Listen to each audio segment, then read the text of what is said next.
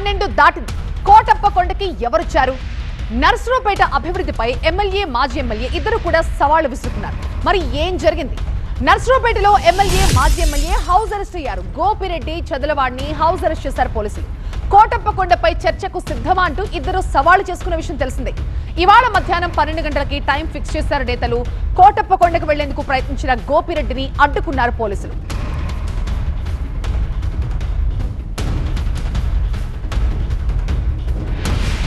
సవాల్ విసిరి house arrest ఏంటని ప్రశ్నిస్తున్నారు గోపిరెడ్డి శ్రీనివాసరెడ్డి.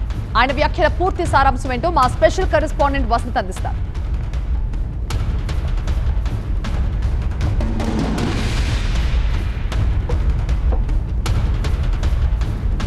నర్సరావుపేటలో తాజా మాజీ ఎమ్మెల్యేల మధ్య మాటలు నడుస్తున్న అభివృద్ధికి సంబంధించి కోటప్పకొండ వేదికగా చర్చకు సిద్ధమైన అంటూ ప్రతి సవాలు విసురుకున్నారు తాజా మాజీ ఎమ్మెల్యేలు గోపిరెడ్డి శ్రీనివాసరెడ్డి, అరవింద్ బాబు. ప్రస్తుతం అంతా గోపిరెడ్డి శ్రీనివాసరెడ్డి వైఎస్ఆర్ కాంగ్రెస్ పార్టీ సీనియర్ నేత ఉన్నారు. సరే, ఏంటి ఈ అభివృద్ధికి సంబంధించిన అంశం పైన మీ ఇద్దరి మధ్య ఇంత వివాదం ఎందుకు వచ్చింది?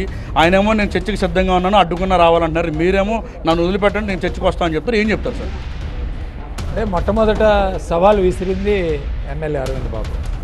సవాలు విసిరి అన్ని ఏర్పాట్లు చేస్తాను, మీరు సిద్ధంగా ఉండండి అని చెప్పి నిన్న పత్రికాముఖంగా నిన్న ఉదయం ఒక ప్రెస్ మీట్ పెట్టి చెప్పడం జరిగింది. దానికి కౌంటర్గా నేను సిద్ధంగా ఉన్నాను, లెక్కలతోటి సహా వస్తాను, ఈ లెక్కలన్నీ కూడా తయారు చేసుకొని లెక్కలతోటి సహా వస్తానని చెప్పి నేను సిద్ధంగా ఉన్నానని చెప్పి నేను కూడా ప్రతి సవాలు విసరడం జరిగింది. సడన్గా నిన్న సాయంత్రం నుంచి పోలీసులు పూర్తిగా చుట్టుముట్టి మిమ్మల్ని హౌస్ అరెస్ట్ చేస్తున్నాం, మేము బయటికి వెళ్ళడానికి లేదని చెప్పి పోలీసు వాళ్ళు మాకు ఆదేశాలు ఇవ్వడం జరిగింది. దానికి నేను కూడా ఒకటే చెప్పాను, నేనైతే సిద్ధంగా ఉన్నాను. అభివృద్ధి మీద మాట్లాడటానికి కానీ, సంక్షేమం మీద మాట్లాడటానికి కానీ, నర్సరావుపేట నియోజకవర్గంలో ఏం జరిగిందనే దాని మీద సిద్ధంగా ఉన్నాను. మీరు అన్ని ఏర్పాట్లు చేయండి అని చెప్పి సవాల్ విసిరాను. అన్ని ఏర్పాట్లు అంటే పోలీసు వాళ్ళని కూడా ఏర్పాట్లు చేసుకోవాలి, పోలీసు వాళ్ళని కూడా మాట్లాడుకోవాలి. మాకు స్వేచ్ఛ ఇస్తే నేను ఒక్కనే వస్తాను, మా వాళ్ళందరూ అక్కర్లా, నేను ఒక్కనే వస్తాను, ఒక్కనే పోలీసు వెహికల్లో వస్తాను, నువ్వు కూడా రా తేల్చుకుందామని చెప్పి.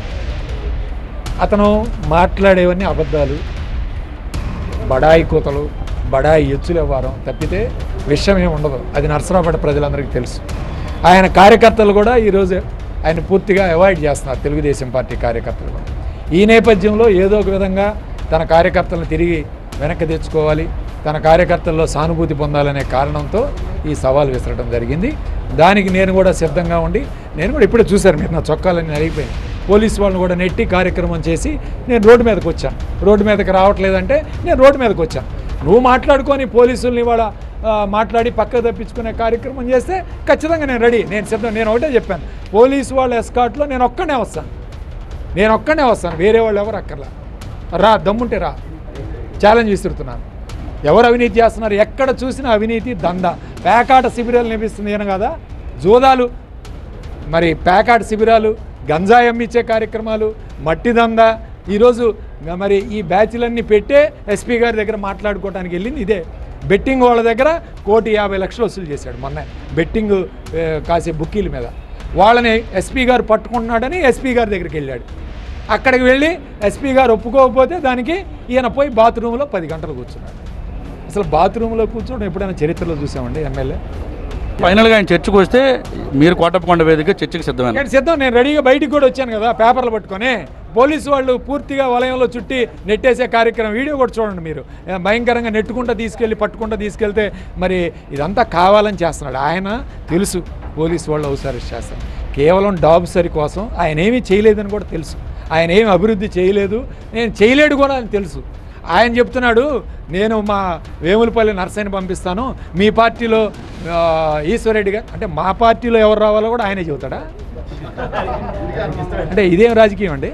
అంటే మా పార్టీలో ఎవరు రావాలో కూడా ఆయనే చెబుతాడు. అంటే దీన్ని బట్టి అర్థమవుతుందా లేదా ఆయన భయపడుతున్నాడని? కెమెరా పర్సన్ సురేంద్రతో వసంత్, TV9, పల్నాడు జిల్లా, నర్సరావుపేట నుంచి.